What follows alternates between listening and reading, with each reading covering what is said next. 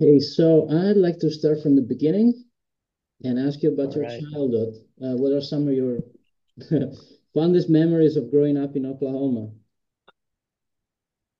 Oh, oh man. Hmm. Didn't know you were gonna start there. No, I I again the always do. summers. Again, it's the classic summers, man. And growing up in Oklahoma, I played baseball. So I definitely going to tournaments. But a lot of those kids on my team were friends in my neighborhood. So we spent. Uh, I feel like every waking moment away from the baseball field, we're like playing baseball in the cul-de-sacs, like stickball, Hmm. or we're riding our bikes, we're building ramps. We had a big field down at the end of the street of ours that we would go take our go-karts to.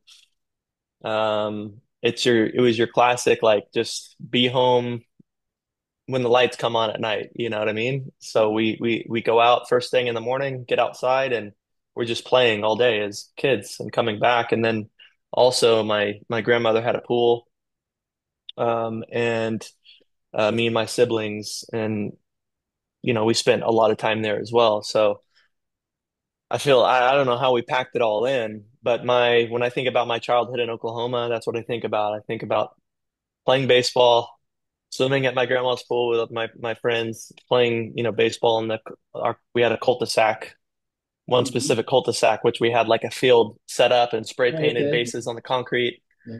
And Yeah, it was unbelievable. It was a really good childhood. I really enjoyed.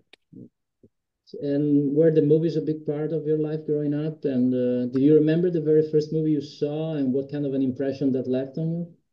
Yeah, I remember a lot of things about movies. Not that they when I was a little kid, I didn't necessarily want to be a filmmaker. I didn't, and then besides playing baseball, I was like, I wanted to play baseball. Okay. But of course, movies were a very memorable part of my childhood and a big part of it. I remember going to our video rental store called Hastings. We had Blockbuster, but we had a place called Hastings as well. And I remember going as a kid and renting Disney films and renting other movies, and um, the excitement about going and getting the new Disney film, like getting Lion King or getting Aladdin, and Yeah. actually bringing it home and the nice box that they came in. But then also, I remember several things that stand out to me. E.T., one of Hmm. the first movies I ever saw, scared the shit out of me. Really? Like the first 5 minutes, like I Okay. was most scared of like all the trucks and the going into the woods and the lights, and they got their keys and they're all Oh, yeah. running, and then there's something running in the bushes and they're trying to catch it, but we don't see what it is. We don't know what it is making the sound. And again, as a kid, that scared the hell out of me. And my father is a hunter, and I would go hunting with my dad. And I remember after that, like I was terrified in the woods at night because I'd seen ET. Yeah. And so I start like thinking I hear sounds and whatnot, because you go in the dark with flashlights or headlamps and whatnot. But anyway, and then the first movie I saw in theaters was Jurassic Park, and that also scared the shit out of me. Well, So I don't know. I guess, a sensitive kid, vulnerable to scary things. But those movies like stand out, as well as I remember really taking a liking to Indiana Jones. So you're realizing a adventure. theme here with Spielberg, right? Yeah. Spielberg So and the and Spielberg Disney. link throughout your career. Yeah, big time. Yeah. And Then I like really grasped towards Indiana Jones, which I'm sure a lot of people did, just like there's a lot of Disney kids in the 90s. Yeah. But like this great adventure that like had grand adventures all over the world and beat up the bad guys, you know what I mean? He always won, and he carried a whip around and a leather jacket, and it's like, fuck, like it's so cool, you Yeah. know? Yeah, and anyway, so it's one of those things that's very interesting. Of course, now in retrospect, I can look back and see how movies made their mark on me throughout my childhood. So then in high school, when I did discover, oh, I can actually do this for a living, and this is actually what I'm going to do, it's like that.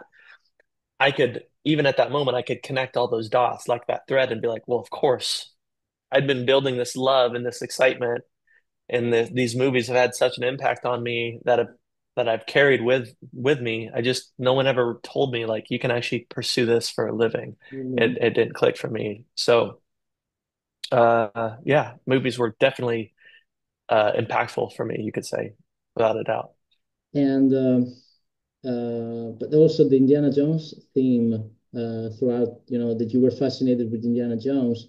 It comes up later on with you going on all these adventures and projects in the Amazon and Yeah, eating with that's the cannibals. yeah, So that's kind of a like it happened. It really happened for you, the Indiana Jones life. It's happening in a way, right? in a way, absolutely. Minus the fighting the bad guys and Yeah, beating up Nazis and stuff like that, carrying a whip around. But the again, the grand adventure part of it made me just interested in like he would go to like the ends of the earth, the remote, crazy places around the world, and that fascinated me. It started building an interest in like culture to me, and I'm just like, wow, this looks so different from where I live and what I know. And then ma drawing a straw line over to or connecting a dot over to National Geographic. My grandmother had gotten me a subscription to Nat Geo when I was a kid also, and that fit right in with the Indiana Jones world because now I'm seeing pictures of people and places in the remote corners of the world that that again would just blow my mind. I was like, this is crazy. And I was like, that would be an adventure, right? yeah, That would be an adventure. And so you could easily put those paired together that they influenced each other. And it was kind of like another one of those things that I didn't know what manifesting necessarily was as a kid, but it's something that I knew I wanted and that I was going to pursue. And I don't know what it was about me as a kid, but I never thought there were a few things I ever thought was impossible. hmm, Like really, I was just like, I'm gonna go do this one day. Maybe it's the naivety of a child or whatever, but I'm just like, I'm gonna go visit these people one day or go to this country one day. And I always was like that. And so again, fast forward, um, uh, in my early 20s, I think 21, 22, I went and spent time with my first indigenous tribe in Indonesia, and that kind of like it just, uh, how did that burst go? the bubble, Okay. and it reiterated everything that I'd wanted to do for years and years and years, like decade plus of manifesting. Uh, And I've been doing it ever since, right? I've 15, 16 years. That's been a part of my life. And that, again, we're probably going to get there, but that you can draw a line straight from that to Kevin Costner yeah, too. So, exactly. which is, again, it's crazy. It's Yeah, really wild. It's yeah, one of it's my wild. favorite things to look back and see how you get to where the space that you're at and who you work with, and you can draw a line to how you got there. And mine involves living with indigenous groups and cannibals and all kinds of stuff. It's pretty funny.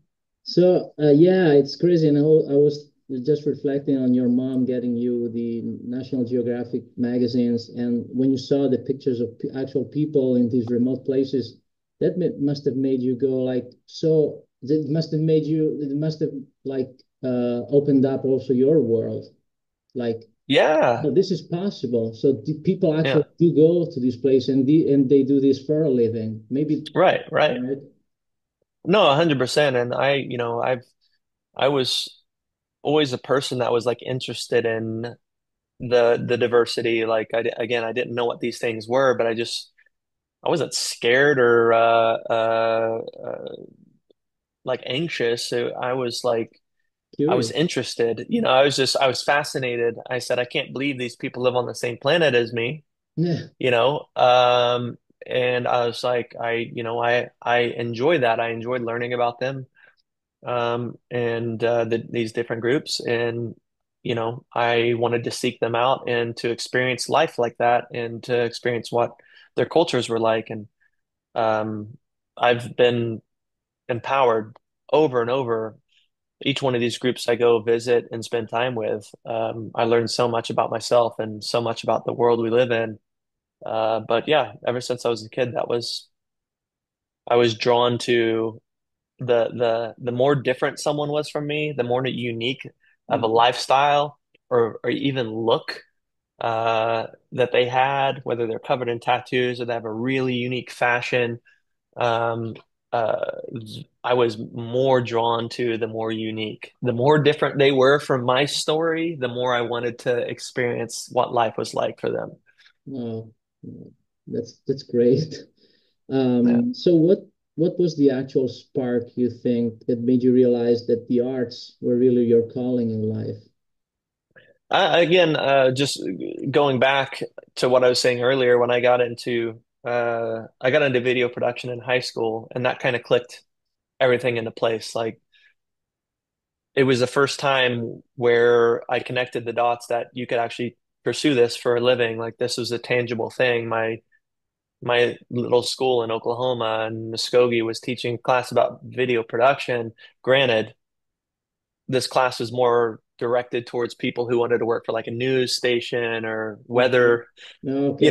Like you're doing the weather, you're working with a journalist and doing your local stories. Just no news, Yeah. a news station. But still, they had the cameras. You learned editing software, how to edit a story together. And I remember at that time, this is in the early 2000s.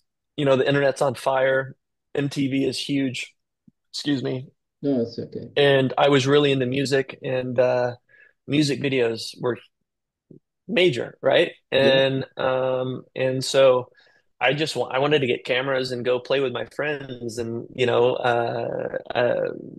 I was just really drawn into filmmaking, and I felt when I had a camera in my hand, it felt right. That's all I could say, and I made that decision almost immediately. Like that first week I was in video production, like this is Mhm. it. This is what I'm gonna do for the rest of my life. Like all those movies that I had mentioned earlier, I can actually do those. I can create those stories that impact people all over the world. I want to create those, and that was it. I've never had an alternative since then. It's been the only thing I've ever pursued. So no plan B for No you. plan B. All right. No plan B. And so where do you think your creative fire comes from, and how do you keep it like nurtured? I honestly don't know where it comes from. I mean, again, we all tick differently. We're all a creature of the world we live in and a combination of our life experiences. I don't necessarily know where my fire comes from, other than like I just love stories. I mean, it's one of the oldest things about humanity is us being storytellers, right? And um, I'm just fascinated by good, powerful stories, but I love the creativity of it all as well. Like you can whatever, like the imagination, the thought that you can think of whatever you want to think of, wherever your mind goes, and you can actually go out and make it. Like Yeah. these fictitious worlds, you can build these worlds that tell the story that you want to tell, and it can impact an audience. You can make them laugh, you can make them cry, you can scare them, you can control people, control not Yeah. in a bad sense, but meaning like Yeah. you can send them on a ride, you can entertain, you can tell them a powerful message, and you can impact them like I was impacted. And I just thought, what a cool medium. And as I've gotten older, I realized like that keeps the youth in me alive. You know what I mean? Yeah, because Because you it learn it something is this new. thing that anything's possible. Like my Yeah. imagination's still like all over the place. Like I don't, I haven't built walls. I try as I age to continue, knocking those walls down and keeping them down instead of my rational and logical sense trying to build these walls. Yeah. But over time, how I keep it, I go through waves like anyone else of Hmm. writer's block or just being completely discouraged. I'm a human being. I have those down times. And this industry is very feast or famine at times as well, which is difficult. But um, again, I think in general, I'm a happy person. I'm very self-motivated. I've always been that way. Maybe it's the athlete in me that I just feel like Yeah. it's a workout, right? You got to Yeah, keep working on it, and days are going to suck, and you're not going to want to work on it, and that's fine. But in general, like I'm going to get right back with it, and I know I'm going to return to it because I get way too much joy out of it to let that discouragement be my North Star, yeah, right?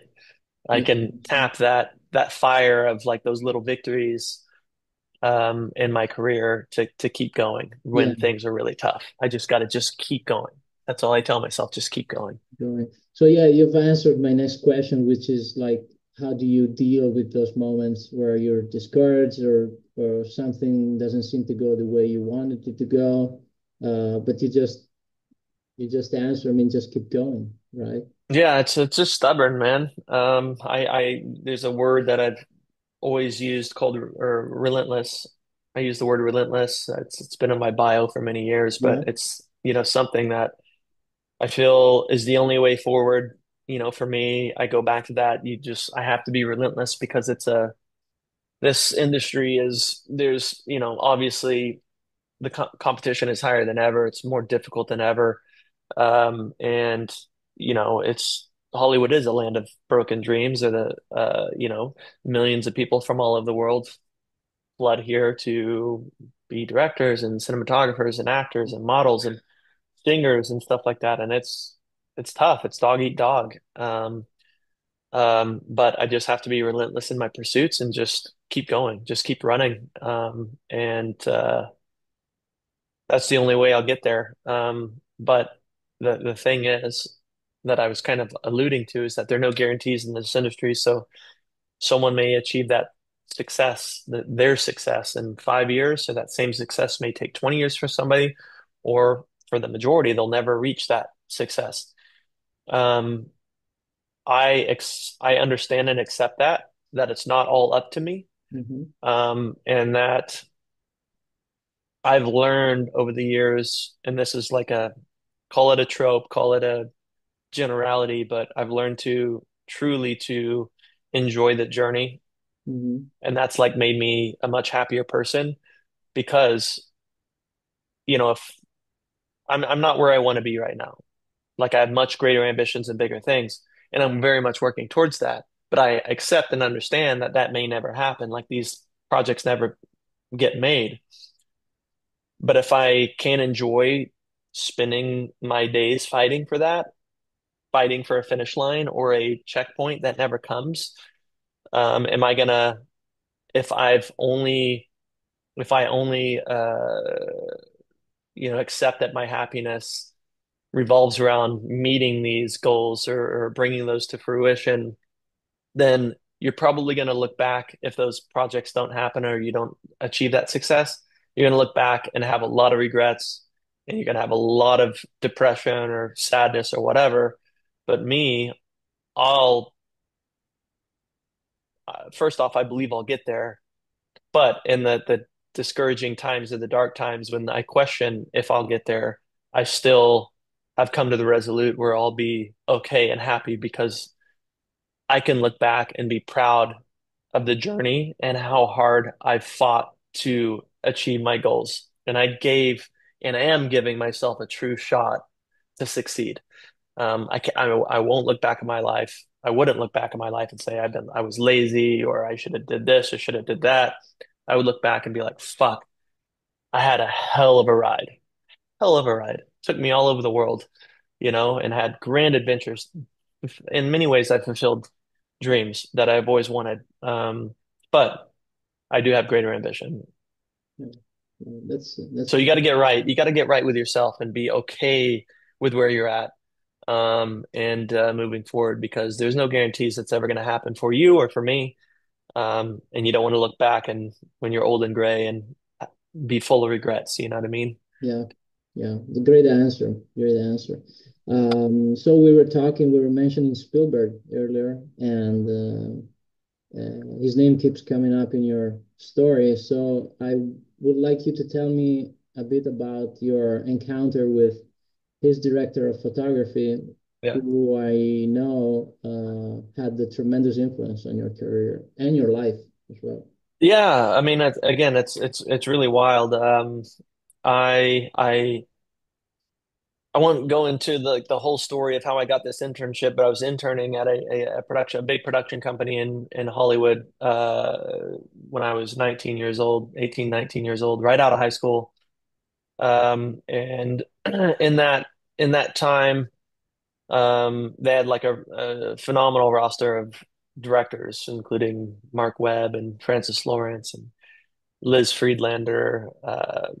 And anyways, they um, were shooting a lot of music videos at the time. And music videos at the time were all shot on 35 millimeter and had Mhm. mostly phenomenal budgets. This was right before the music video industry tanked. And so I worked on tons of music videos for like 50 Cent and Pharrell, Black Eyed Peas, Yellow Card when they were, huge. And Mm, anyway, um, at one point, Madonna project came in, and the office manager said, "Go look at the crew list for the Madonna project we got today." And cinematographer Janusz Kaminski, and I was like, "Is this a joke? Is this real?" And they're like, "No, it's happening." And so I requested, I was like, "Make me his assistant for the day," because wow. when they have like big stars like that, I mean, this is 2005, so he had just shot Munich, and of course, like, Academy Award winner. Um, he had done Saving Private Ryan, and I mean, Schindler's List. I mean, it's just Mhm. crazy. And so yeah, they made me his assistant for the day. They're like, you're to basically stay, within earshot of him, get him whatever he wants all day long. And you better bust your ass when he needs something. And so I spent the whole day, watching him work, and of course, being super, inspired and excited. And um, we were shooting in, I won't be able to recall locations or anything like that, but we were shooting in some kind of remote hillside because we were shooting a bunch of horses. Okay. And so where we were shooting was a little bit of a distance from where the production was, like the HQ, and they were shuttling everyone back and forth on golf courts. And since I'm with Janusz, I was kind of like, wait, when he goes, I go, And so he was like, again, I don't know the circumstances, but he was like one of the last people on set.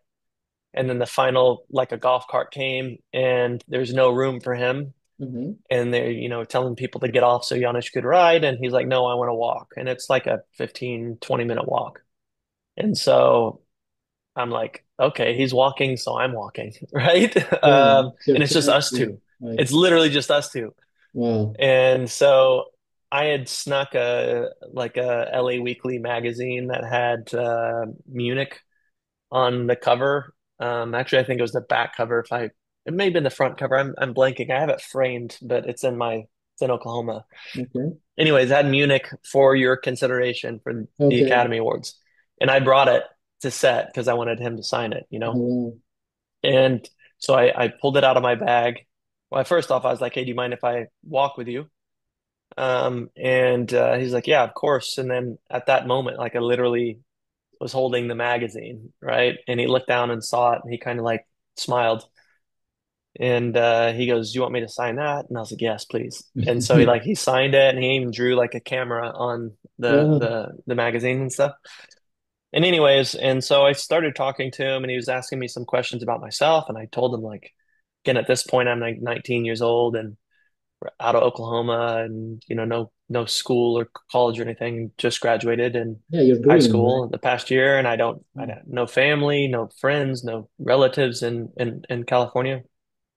And so he's kind of like taken by this, and I think that he was being like really generous with, you know, uh, talking to me.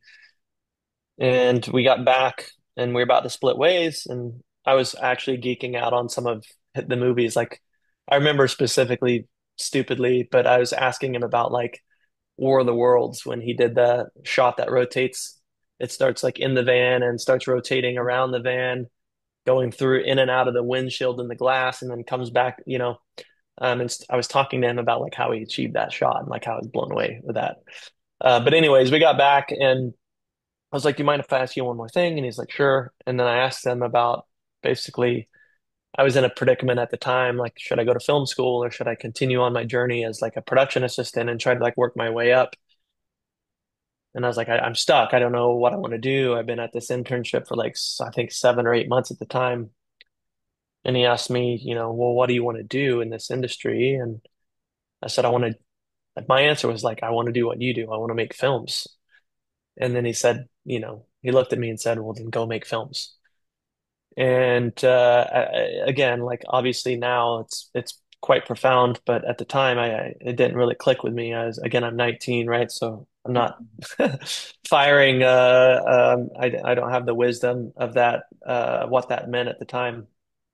But uh, anyways, I know what that means. Of course, I know what that means now, and I've known for some time. But I eventually ended up quitting that internship, moving back home, and selling my car, getting a digital camera, taking stills, making money. That helped me to get a loan to get video equipment and got one job that led into another job that led into another job. But time and time again, I've invested in my passion projects. I've invested in projects I believe in and spent my own money, like a lot of my own money. And a lot of times they haven't worked out, and sometimes they have. But his advice was that it was like, it doesn't matter where you're at or what equipment you have, how much you have, how little you have, like go make things, go make films. And that's going to basically teach you more than, anyone ever could, right? By experience and by doing. And, you know, so many times I could have easily looked at the variables of a shoot and passed. Like, no, doesn't have the budget. No, doesn't have this, doesn't have that. We can't pull that off. Hmm. I was so hungry and eager just to create, and any opportunity I got to travel and see the world, put a stamp in my passport, any chance I got to like have some creative control or creative freedom, I was jumping at the chance. Hell, I mean, I probably worked, more free days than paid days by far in my career. And uh, um, I can look back and tell myself or easily see that that's exactly why I'm in the place that I'm at. Like if I didn't take that advice, um, You wouldn't be where you and are. and I wouldn't be where I'm at, and I wouldn't be working with Kevin Costner, like truly, because a lot of those indigenous projects or those trips with the indigenous that directly put me in contact with Kevin for the first time, which brought me into his world, were me just going and making films when there was no client or no one sending me to these places, no one Yeah. paying me to go to these places. This was me taking that advice and just going and making films, and pursuing what I love and what I believe in, what I'm passionate about. And that has been kind of call that my North Star, right? I still do it, and I'm leaving in a week to go shoot another project that I'll be spending money on. I saw you in Italy on a project I'm spending money on, and before that, I was in the jungle on a project I'm spending the money on. I'm, like it's it's crazy, 16, 17 years of this, and I'm still left and right. And again, drawing the line to Kevin. Kevin just spent probably more money than he's ever spent on a passion project, and I can see myself in those shoes. You're not saying his level of success or stardom, but just meaning as 70 years old, still spending Mm. money on projects I believe in Yeah. because he's passionate and relentless. And that's one of the reasons I respect him so much. He constantly fights for what he loves and what he believes in. And I'm the same way. I'm the Yeah. same way. So you were just mentioning Kevin and how these trips and projects in the with indigenous people kind of led you to Yeah. into his world. So you've been working with him and his camp for 10 plus years now. How did that specifically come about? Yeah, I'll try to give you the short version. Yeah. But basically, I had spent time with a few different tribes, and shot a short film on one, shot a shortish film, like 50 minutes or 46 minutes or something like that, right at the feature threshold, of another project. Anyways, those led me to create, um, develop a TV series about tribes, because I'm very passionate about, obviously, indigenous cultures, and I've learned, in my travels, how many of them are struggling to survive and keep their traditions and keep their heritage. Many of them are shrinking and they're assimilating the Western values and Western cultures, and they're losing their cultural Right. identity. Yeah. And so I developed a series very early in my career, again, or early, my early 20s, and I this is around like 2011, 2012, and I had a partner, who shared this with his colleagues, and one of his colleagues was running Kevin Costner's production at the time, I believe, his Treehouse. Hmm. And anyways, all he sent it to these colleagues to get feedback on our treatment because it wasn't finished, and we were trying to bolster it. Like, hey, let me know what you think. Are there weaknesses? Are there strength? Like, what can we do to, is it missing anything? And she responded basically saying, hey, I love this. I think Kevin would love this. Do you mind if I share it? Of course. I'd Yeah. love for him to see it. And this all happened like very fast. This was a very fast thing. And so we heard back again, 24 hours, 48 hours, something that fast, saying, Kevin loved it. Here's the deal. We just signed a first look deal with Lionsgate, and we have a slate of unscripted shows that we're pitching. And we want to involve your project in this pitch as one of the projects. But before we do that, Kevin wants to meet and discuss the project. So, can you come down? Like, can you fly to New Orleans in 2 days or something? It was like paraphrasing, but it was like that fast. Again, it was like 2 days. And because I feel like this pitch for them was happening very soon. So like, sure, flew to New Orleans. I was in Nashville at the time, and uh, met Kevin, met Gilly, met his team, met Rod Lake, and pitched the project to Kevin. And uh, I think I was 25 at the time, and I'd never pitched a project to a stranger. And here I am pitching a project to Kevin Costner on his movie set, Black or White, in New Orleans.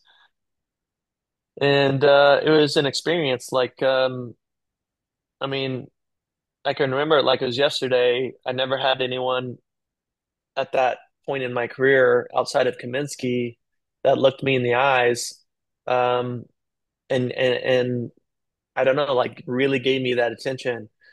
And Kevin didn't care about my history, my like educational history, or like what I had done in my filmmaking career or anything like that.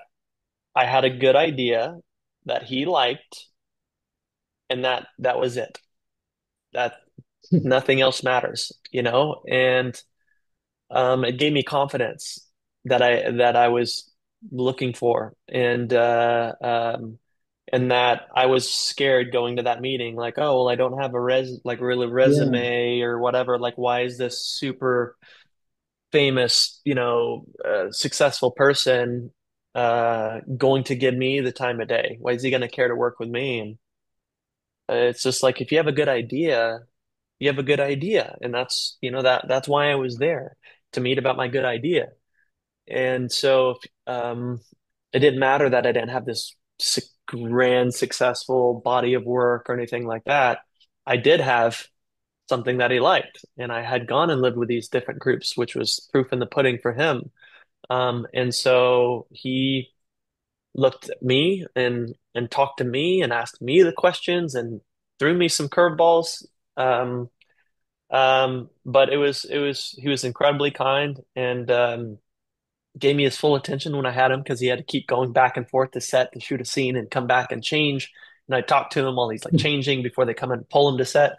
And this happened all day, and then we went to lunch together. But anyways, and that was that. And um, ever since then, I've been in and around his camp. Like that's kind of the thing that brought me in. Of course, the show didn't happen at that time, but he had other projects and other things and that he was doing, and I left a mark, and he kept me around, and his team, Mark Gillard, Gilly, kept me around, and so I've done little projects here and there, and that led eventually into Horizon, right? And then they asked me to come in and shoot a documentary for Horizon, um, and so yeah, here I am, a full 10 plus years later, you know?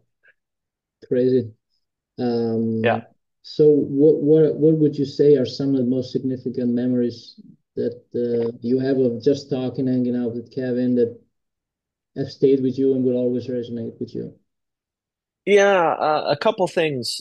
I don't want to get into all of them because some of them are pretty personal, and Yeah, I respect the privacy, yeah, of um, and want to keep those to myself. But course. I'll tell you one of the first, well, again, the meeting with him in general, like him to give me that attention and look me in the eyes and like talk to me about what I loved and what I was passionate about. Bl- I don't know what figment of my imagination I thought was going to happen in this meeting, or Hmm. he was going to be rude, or I don't know what was going to happen, but for some reason in my mind I didn't expect that, and so that set me off on it quickly brought down my nerves and my anxiety about the whole thing of thinking I'm not worth being here, the imposter syndrome, like why am I Yeah. here? He's not, why is he going to take me serious? So that helped, and he did that for me, and that was a, call it a subliminal thing, like he doesn't know, like nothing he did besides giving me his direct focus and being kind to me and talking to me about my idea like that was special to me, especially at a 25-year-old. Mm. And then one of the other things that jumps out, I was doing a project for his band. I was directing what was going to be like a unscripted series that is about his band. And so I was shooting a pilot episode. And so I traveled with his band, a few shows in the States, but then he did like a short run in Europe. So he did like uh, Barcelona and Monte Carlo and Berlin. And Italy. one of the cool things, sorry? I think he was in Italy as well, if you're talking about Yes, and of course, of course, with the opera, Orvieto. or sorry, with the, yeah, Orvieto, Okay. on the 3rd of July with fireworks and Yeah. an orchestra and everything was incredible.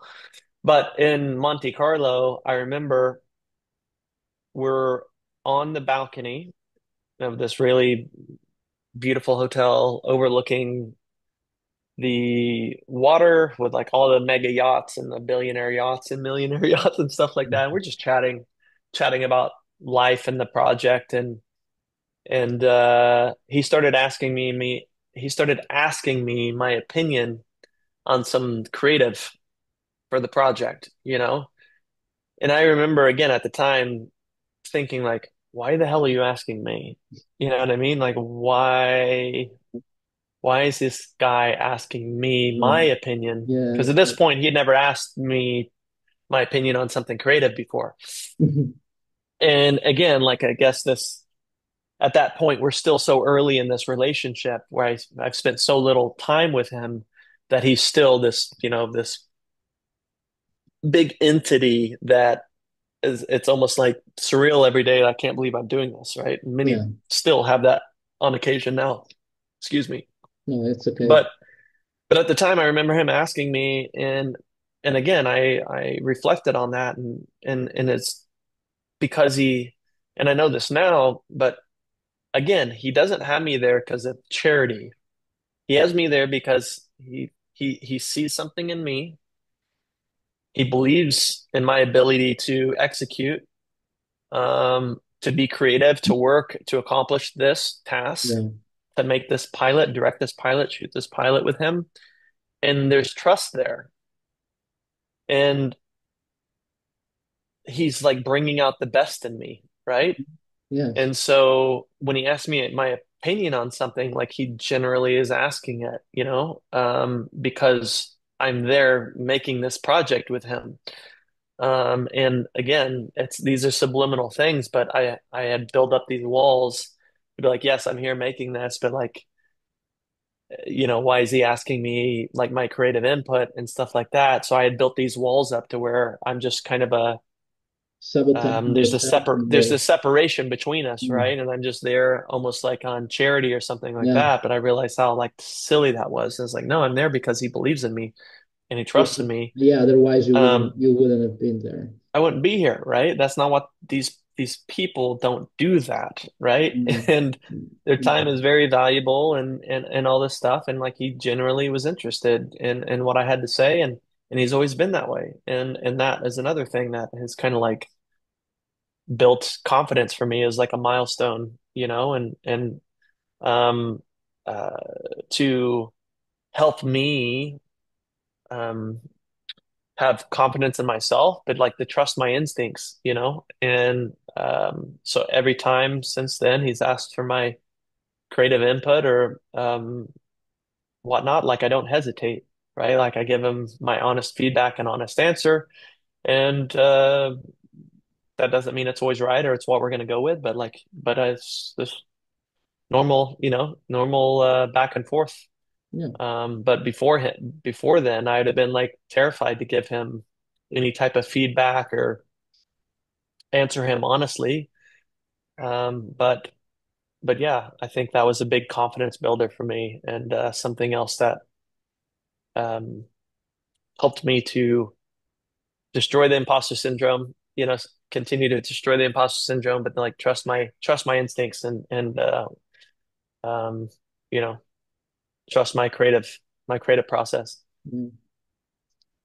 So you were mentioning Horizon a few minutes ago, and you have a coffee table book coming out in the Yeah, fall, which is called The Great Horizon, and it collects all some of the photographs, I must say, that you took chronicling the making of the saga, the first two chapters.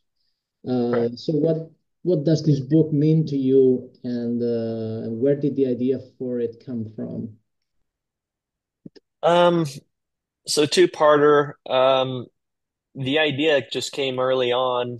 Um, I took my photo equipment. Of course, Kevin and his team, of course, know that I've been shooting stills my whole career, even though I don't necessarily advertise that anymore, just because I've been so focused on directing and stuff like that. But I took my gear, knowing the Horizon Saga was as big as it was, and thinking, okay, well, if there's an opportunity to shoot stills as well. If I have the time, if I have the creative, the capacity to do that, I'm going to do it. But it's got to be a day by day basis because I've never been on a film set like that before, like a major movie set.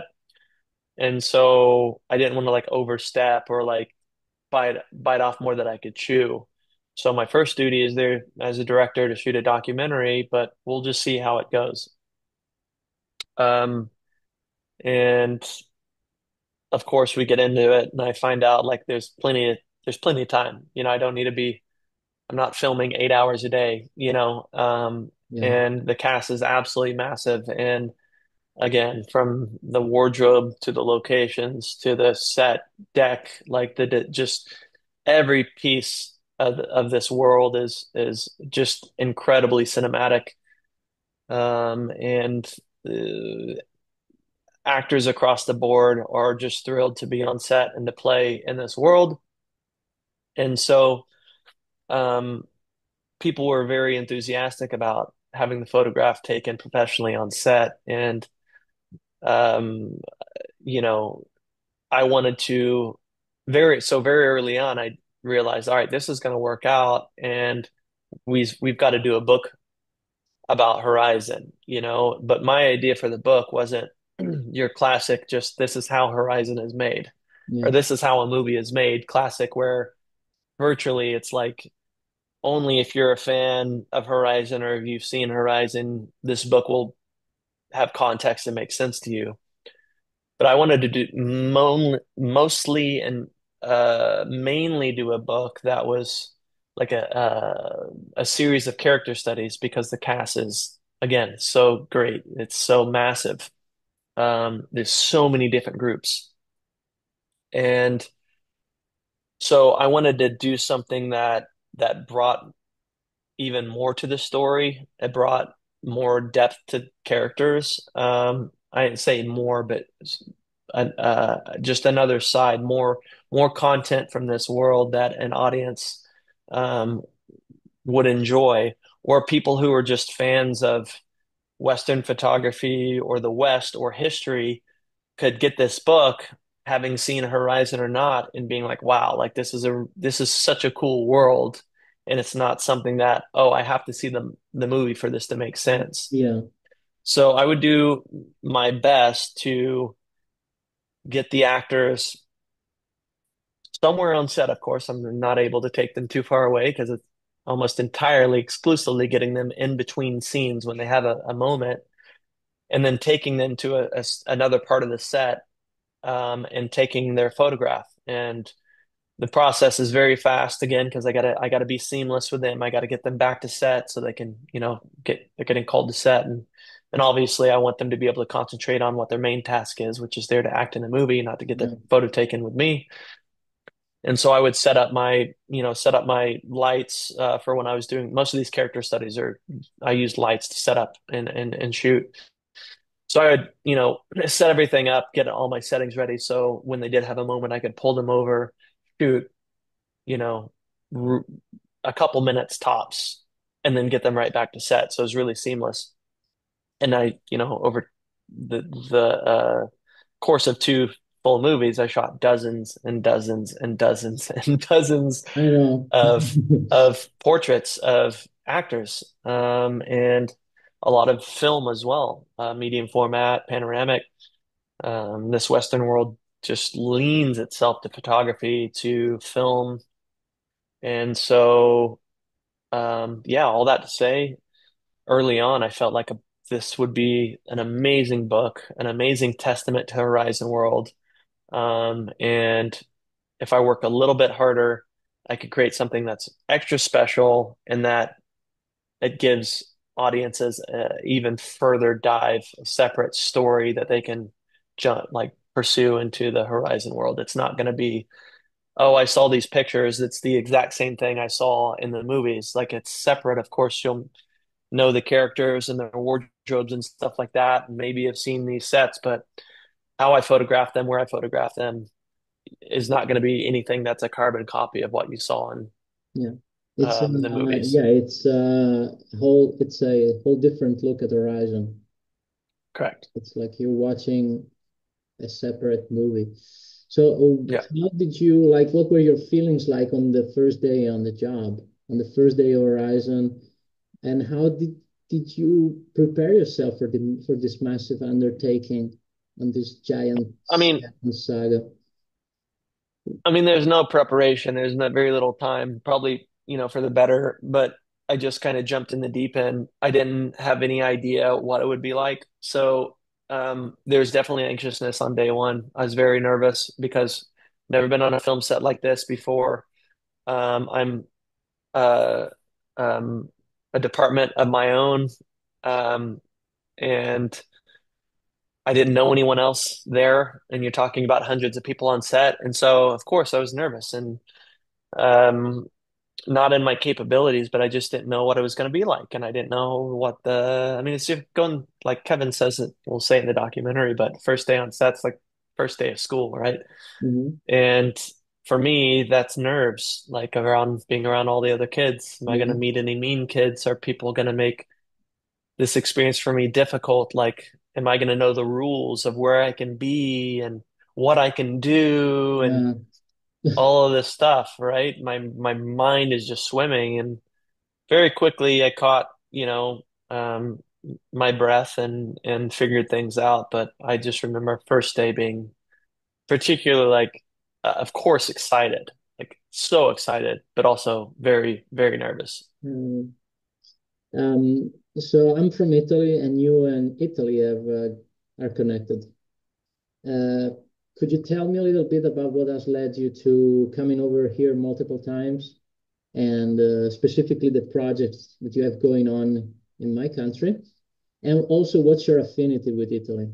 Where, Oh man, that's difficult. I mean, Italy is one of my favorite countries on the planet.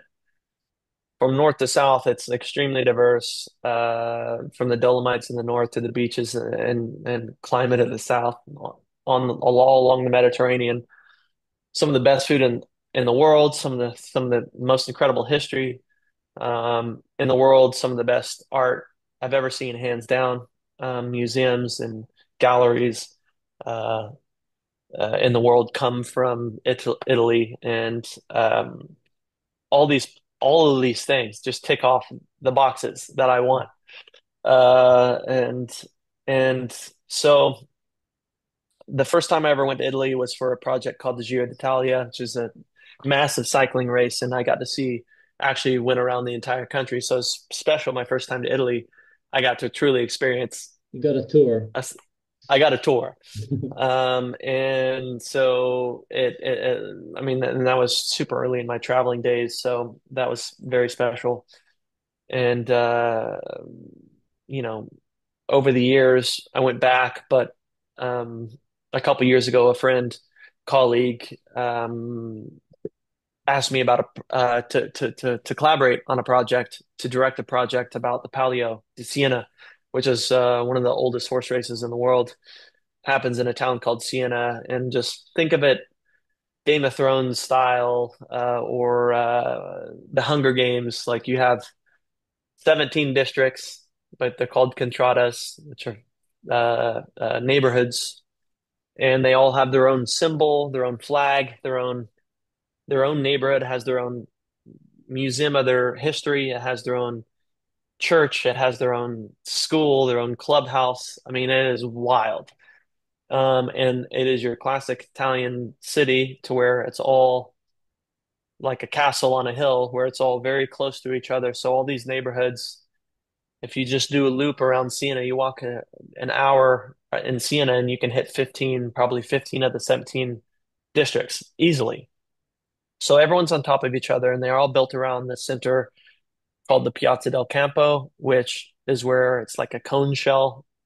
It's where the race happens twice a year. And again, it's just one of the most fascinating, like the historical perspective of it, but like just the cultural value of this ancient tradition that still happens. The processions. It's not a.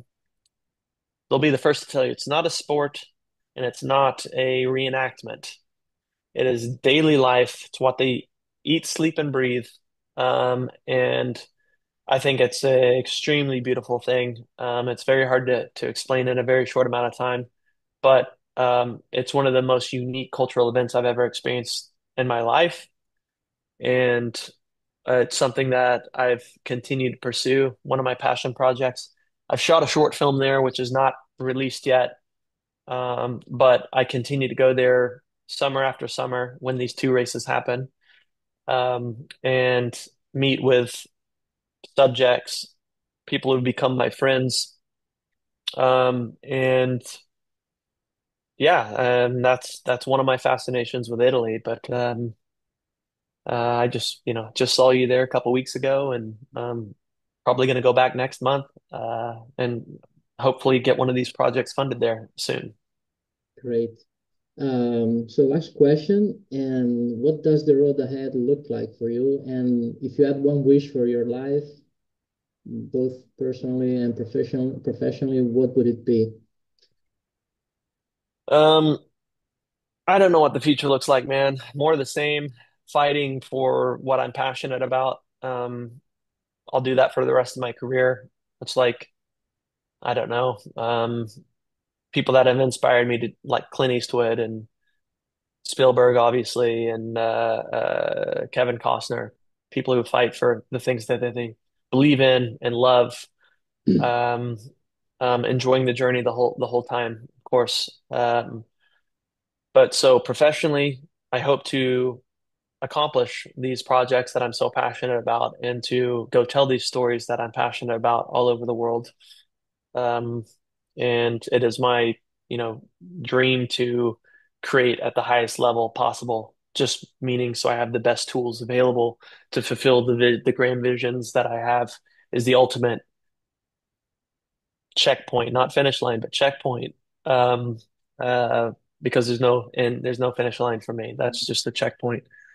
But from a personal standpoint, just as I get older, again, it's just like I've always been a relationship person. Like I value relationships. So just continue to build relationships with good people all over the world, to spend time with my family, my parents, my siblings, my nieces and nephews, and sharing my passions with them. I would really like to get them traveling, and share with them my favorite places in the world. And um, I don't know, man. I mean, in a large way, I'm doing what I've always dreamed of doing. I'm directing for a living, and I'm happy. I genuinely am happy. I just want to be doing it on a grander scale, right? I just want to Yeah. continue building and find a team. Also, it's like a dream of finding like true collaborators that I can continue to work with on a regular basis that have similar mindsets, similar goals, because it's really rewarding when you're surrounded by people who have a similar mindset and kind of feed off of that with each other, you know? All right. Well, I hope your trip back to Italy next month seals the deal on that project. Yeah, yeah, same, same. Awesome. I'm kind Just of keeping that one vague for now. You know yeah, what I mean? Yeah, I'm not, but we'll talk about it another time, but another yeah, I'm time. keeping that one for vague. Exactly. And so thank you very much for your time. I've taken up a lot of your time and you've All given good, so man. freely to me. Hope to see you soon, wherever that might be, and get to Yeah. hang You out. didn't even tell the audience that like you came to Siena to see me a couple weeks ago, and we had the surprise of sharing the same bed because I didn't realize that Yeah, I wanted to this place only keep had a that. pull-out bed. There Yeah, wasn't two beds but in this apartment. yeah, we did, and we had it was so fun to hang out with you in Siena. Uh, we will not tell the audience what we did in bed because that's between Oh us. God. Come on, man. But yeah, I hope to get to hang out with you again very soon. And it's always a pleasure talking to you. Okay, Yeah. you Likewise, brother. take Appreciate you. care. Yeah. Bye bye. See you, bud. Thank you.